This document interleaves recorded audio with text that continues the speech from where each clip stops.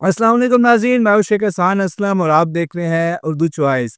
आप सोच रहे होंगे कि मैं डाले पे क्यों खड़ा हुआ हूँ? डाले पे इसलिए खड़ा हुआ हूँ कि आपको बता सकूँ कि अगर आप डाला खरीदना चाह रहे हैं, तो आप पाकिस्तान में रहकर रिज़्क़ हलाल कमा कर डाला कैसे खरीद सकते हैं। आज मैं मौजूद हूँ ज़िला चकवाल के गाँव हस्ताल में और चकवाल गोट फार्म में मैं मौजूद हूँ और ये गोट फार्म है चौधरी माजिद शबीर साहब का, जिनका ताल्लुक हस्ताल गाँव से है और यहाँ पर इन्होंने चकवाल गोट फार्म के नाम से एक गोट फार्म बनाया हुआ है। और ना सिर्फ ये गोट फार्मिंग करते हैं बल्कि सोशल मीडिया पे चैनल चलाकर वहाँ से भी अच्छी अर्निंग कर रहे हैं और पूरे मुल्क में पाकिस्तान में चकवाल का नाम रोशन कर रहे हैं और एक अच्छा कारोबार भी चला रहे हैं। और ये जो गाड़ी जिसमें मैं खड़ा हुआ हूँ, जिसको उर्फ़ आम में डाला कहा जाता है, ये भी इन्होंने बहुत कम अरसे में इससे रिज़्क़ हलाल कमा कर इस कारोबार से हासिल की है।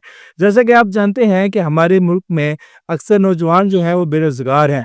वो अक्सर गिला करते हुए हमें दिखाई देते हैं नौजवान पाकिस्तान के कि हमारे पास तालीम होने के बावजूद भी कोई अच्छी नौकरी नहीं है, कोई अच्छी जॉब नहीं है। तो आज की वीडियो उन तमाम नौजवानों के लिए है। ये डाले के भी बड़े रोले हैं।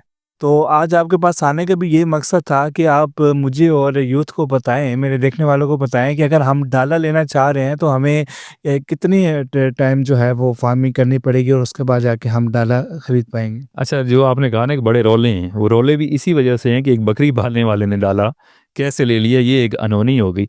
देखें, ये लाखों नहीं, करोड़ों नहीं, अरबों रुपए की इंडस्ट्री है। आप जितनी मेहनत करेंगे उतना अर्न करेंगे। डाला कोई चीज़ नहीं है, आप आएँ, डाले से बड़ी चीज़ें भी आप ले लेंगे इंशाल्लाह। या यानी कि अगर आपको सिंपली हम पूछें कि हमें कोई आप टाइम बता दें कि 1 मंथ में, 2 मंथ में, 6 महीनों में कितना टाइम में हम जो है अगर गोट फार्मिंग स्टार्ट करें, तो हम एक डाला या कोई इस तरह की कोई अच्छी-सी गाड़ी कोई परचेज़ कर सकते हैं? अच्छा देखें, इसके मैंने आपको बताया ना 2 तरीके हैं। या तो आपके पास इतनी बड़ी करोड़ रुपए की इन्वेस्टमेंट हो, आप कर रहे हैं 4-6 महीने, साल बाद ही आपकी अर्निंग, मतलब आपका प्रोडक्ट बेसिकली बकरी आपकी मशीन है, बच्चा आपका प्रोडक्ट।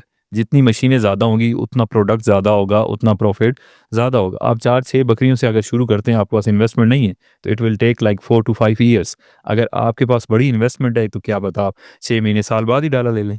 तो इसमें कोई रिस्क का फैक्टर नहीं होता कि यानी कि अगर कोई बंदा बिल्कुल ही अनाड़ी है मेरी तरह, अगर वो गोट फार्मिंग स्टार्ट कर देता है, जिसको ज़ीरो नॉलेज है इस बारे में, तो क्या उसमें रिस्क फैक्टर इन्वॉल्व नहीं होता? ऑफ कोर्स रिस्क है, इवन आप ट्रेन भी हैं, रिस्क तो भी है। कोई भी दुनिया में ऐसा कारोबार नहीं है जिसमें सिर्फ प्रॉफिट हो, लॉस ना हो। ये दोनों चीज़ें पैरेलल चलती हैं, यही कारोबार का हुस्न है। इंसान की ज़िंदगी है, बच्चा है, जवान होता है, बूढ़ा होता है, मरता है। जो चीज़ आई है उसने ख़त्म होना है, तो फ़ायदा नुकसान साथ-साथ होता है।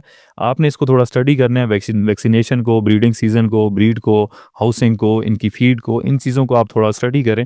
अगर आप दिल से स्टडी करें तो इतनी लंबी चौड़ी बात नहीं है, शायद 20 दिन, महीना भी आप इसको 2-2 घंटे डेली टाइम दें, तो आप इसको सीख सकते हैं और फिर छोटे पैमाने से शुरू करें और आपकी लर्निंग होगी, आहिस्ता-आहिस्ता इसको बढ़ा दें। तो जितना अल्लाह ताला ने आपको नॉलेज दिया है, कभी आपने इस बारे में नहीं सोचा कि आप चकवाल के लोगों के लिए, इन नौजवानों के लिए यहाँ पे कोई अकेडमी शुरू कर दें, जहाँ पर आप गोट फार्मिंग करना सिखाएँ?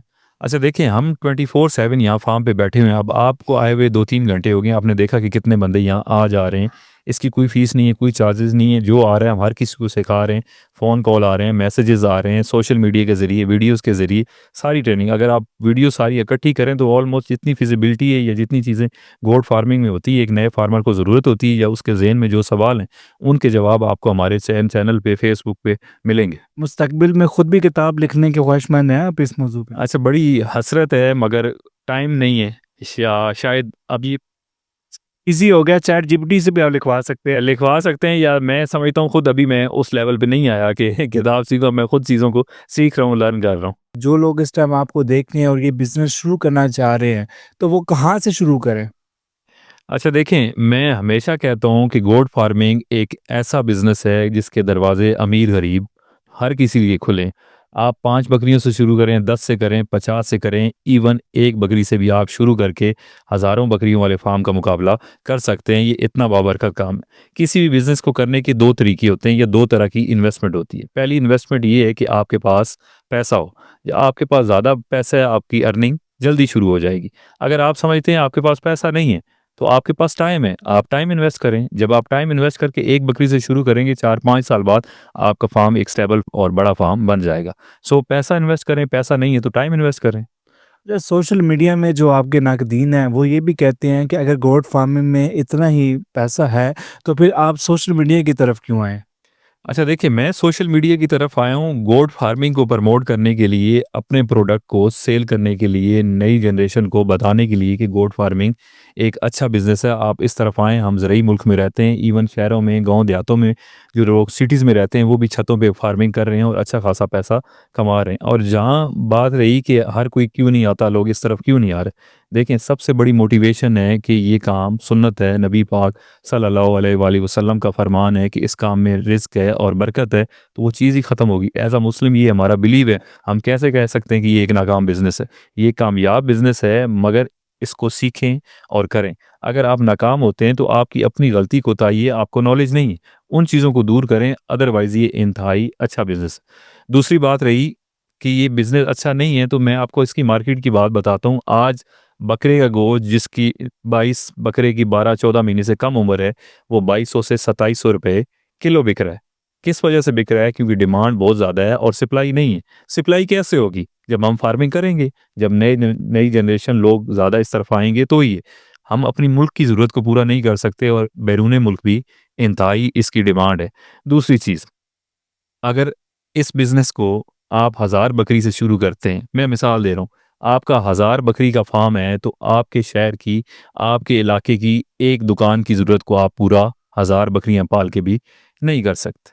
ये है गोट फार्मिंग में बिज़नेस के मौके। लेट्स से आपके पास 1000 बकरी है, तो साल का आपके पास 2000 से 2500 बच्चा आएगा।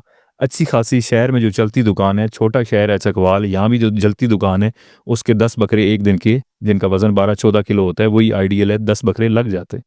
10 बकरे का मतलब है साल का 3600 बकरा।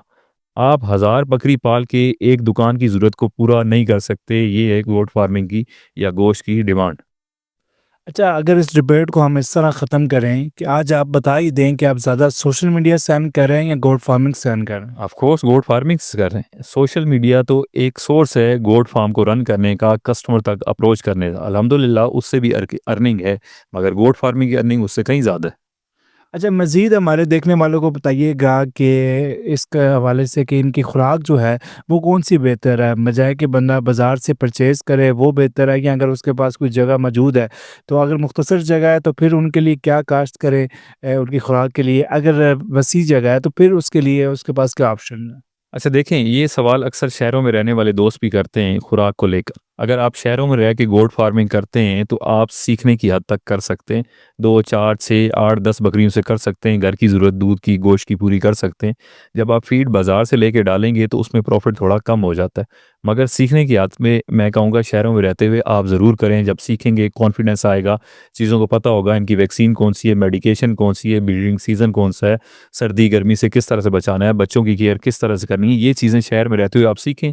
उसके बाद आप ठेके पे, रेंट पे कहीं भी फार्म लें, करोड़ों रुपए की जगह लेने की ज़रूरत नहीं है। रेंट पे बरानी इलाकों में या किसी भी इलाके में सस्ती जगह मिल जाती है, जहाँ पानी अवेलेबल हो, शेड बना हो, वहाँ आप कमर्शियल लेवल पे अपनी फार्मिंग शुरू करें। और खुराक को देखें, बकरी हर चीज़ को खाती है। जो चीज़ आपको सब्ज़ है, खुश्क है, आसानी से सस्ती मिलती है, वो बकरी की बेहतरीन खुराक है। अगर आप खुद चारे उगाएँ तो उसमें लूसन और जंतर बड़ा बेहतरीन है, 22-28% प्रोटीन है, तो आप ये लगा सकते हैं। लूसन और जंतर आप यूँ समझें कि बकरियों का कढ़ाई गोश्त है। अच्छा, दुबई की लेविश जो लाइफ है, वो छोड़कर आप यहाँ पर आए हैं और यहाँ पर एक चकवाल के नवाई गांव में आप अस्पताल में आपने गोट फार्म बनाया हुआ है।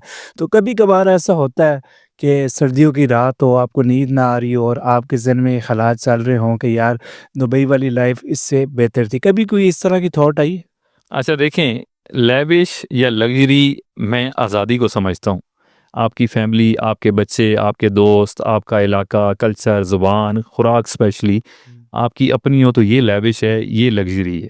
और आज़ादी, फ्रीडम ये लग्ज़री है। कभी ऐसा ख़्याल आता नहीं, आए भी तो मैं अपने फार्म पे टहलता हूँ, खेतों की तरफ निकल जाता हूँ। शहरों के लोगों की जो रहते हैं, उनकी ये हसरत है, ये ख्वाहिश है, जितने बैरून मुल्क लोग हैं, आप उनसे पूछें, उनकी सबसे बड़ी ख्वाहिश होगी कि किसी न किसी तरह हमारी कमाई का, रोज़ी-रोटी का ज़रिया हमारे मुल्क में बने। तो सबसे बड़ी आज़ादी और लग्ज़री ये है जी। अच्छा, जब आप दुबई से वापस आए तो आपने गोट फार्मिंग ही आके स्टार्ट की या इसके अलावा कुछ और भी आप कारोबार ट्राई किया आपने? अच्छा, दुबई में रहते हुए काफ़ी सारे काम किए मैंने, पपाया लगाया, अंगूर का बाग लगाया, डेयरी का, पोल्ट्री का। ये जब मेरी एब्सेंस में ये सारे काम यहाँ पर होते रहे। शायद उनकी नाकामी की वजह भी ये थी कि मैं खुद मौजूद नहीं था। गोट फार्म पाकिस्तान आकर जब मैं दुबई से आया हूँ स्विच करके, तो फिर मैंने डायरेक्टली गोट फार्मिंग ही की और अल्हम्दुलिल्लाह अपनी मौजूदगी होने की वजह से ये काम इंतहाई अच्छा चला है। और मैं यंग जनरेशन को कहूँगा कि दिल से, नीयत से आप कोई भी काम करें, चलता है। पाकिस्तान के अंदर बेपनाह मौक़े हैं। तो कैटल फार्मिंग की तरफ आप क्यों नहीं गए? गोट फार्मिंग की तरफ ही क्यों आए? इसकी क्या रीज़न है? अच्छा देखिए, उसकी तरह इन्वेस्टमेंट बड़ी चाहिए। अगर आप 5, 10, 20 गाय से, चाहे मिल्किंग ब्रीड हैं, चाहे मीट वाले हैं, या 40-50 से शुरू करते हैं, मेरे ख्याल से वो प्रॉफिटेबल नहीं है। लेट्स से अगर मैं 20 मिल्किंग एनिमल ले लेता हूँ, उनमें से 6-7 लाख का एक जानवर मर जाता है, तो 20 का दूध बेच के शायद साल डेढ़ में वो रिकवर ना हो। वो ज़्यादा कॉस्टली है। वो उस वक्त फिजिबल है जब आप 100-150 जानवर रखते हैं। 100-150 जानवर का मतलब है करोड़ों रुपए की आपके पास इन्वेस्टमेंट होनी चाहिए। ये एक ऐसा काम है कि बकरी जाते जाते, मरते मरते भी पीछे 3-4 छोड़ जाती है। तो इस वजह से मैंने इसी को चूज़ किया और अल्हम्दुलिल्लाह कम इन्वेस्टमेंट के साथ बड़ा अच्छा सेटअप बिल्ड हो गया जी। और इस दफ़ा आपने बकरा ईद के मौके पर जो है कुर्बानी के जानवर भी फर्स्ट टाइम शायद सेल किए हैं, तो ये आपका एक्सपीरियंस कैसा रहा है? इंतहाई अच्छा है जी, करना चाहिए, मगर हम ब्रीडिंग के हिसाब से रेगुलर पूरा साल ही सेल करते रहते हैं। जो बकरा या बकरी होता है वो 4-6 महीने की एज होती है। इस साल आपने कितने अब तक सेल किए हैं बकरे? अच्छा, अभी तक तकरीबन 450 से 500 बकरा हम सेल कर चुके हैं। कितने दिनों में?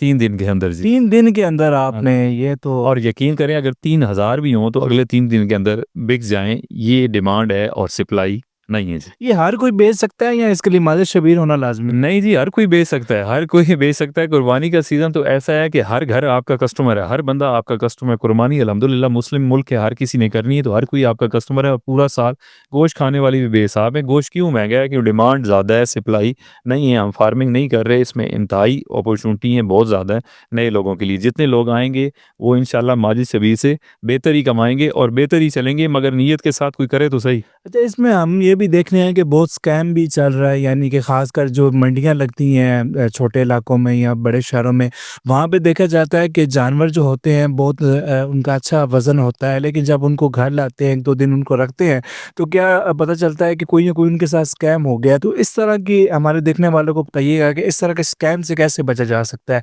जैसे कि कुछ लोगों ने ये भी बताया, वीडियोज़ मौजूद हैं कि उसमें वो कुछ ख़ास किस्म का उनको लिक्विड पिला देते हैं जिससे उनकी बॉडी जो है वो बड़ी लगती है और उनका जो वज़न है वो ज़्यादा लगता है, लेकिन 2-3 दिन के बाद जो है वो तो रिड्यूस हो जाता है। तो इन स्कैम से कैसे बचा जा सकता है? देखें, एक तो बंदे को थोड़ी खुद नॉलेज हो, और दूसरा जानवर की हम कहते हैं पुट्ठा, उसकी कमर पे हाथ मारेंगे तो पता चल जाएगा वहाँ हड्डी है या गोश्त है। अगर हड्डी है मगर जानवर मोटा नज़र आ रहा है तो इट्स मीन उसे ज़्यादा खिलाया पिलाया हुआ है, इस वजह से वो मोटा नज़र आ रहा है। अगर उसके पुट्ठे पे, कमर पे गोश्त है, उसकी छाती पे गोश्त है, भरा हुआ सीना पता लगता है, तो वो जानवर जेन्युइन वेट वाला है। तो आप जब ये 500 के करीब आप जानवर लेकर आए थे तो मुमकिन नहीं होता एक-एक को चेक करना, तो फिर आपने कैसे चेक किया था? एक-एक चेक करके लेते हैं जी। मैंने एक वीडियो भी शेयर की थी, हालत बुरी हुई थी। एक-एक चेक करके हम लेते हैं, जो खुद पाले हैं, जो मार्केट से परचेज़ की, वो एक-एक चेक करके लेते हैं, और हमेशा इसी तरीके से लेना भी चाहिए जी। अच्छा, इसके अलावा मज़ीद हमारे देखने वालों को, नौजवानों को ख़ासकर, आप वैसे भी अपनी वीडियोज़ में मोटिवेट करते रहते हैं, तो आज इस वीडियो के एंड में क्या आप उनको पैगाम देना चाहेंगे? क्योंकि ये माशाल्लाह सुन्नत तरीका भी है बकरियों की गोट फार्मिंग, तो इस हवाले से आप जो यूथ को क्या एक मैसेज देना चाहेंगे? मैं नौजवानों को ये कहूँगा कि परदेश या अपने मुल्क में या मुल्क के अंदर या बैरून मुल्क छोटी-मोटी नौकरी करने से बेहतर है कि आप अपना काम करें। ये काम इंतहाई आसान भी है, सुन्नत भी है, बाबरकत भी है। अहमद भाई, आपके टाइम का बहुत शुक्रिया। थैंक यू जी। जी नाज़रीन, आपका भी बहुत शुक्रिया, आपने आज की वीडियो एंजॉय की। उम्मीद करता हूँ कि आपको पसंद आई होगी। इंशाल्लाह ताला अगली वीडियो में आपसे दोबारा मुलाकात होगी। तब तक के लिए अपने मेज़बान शेख हसन असलम को दीजिए इजाज़त। अल्लाह निगहबान।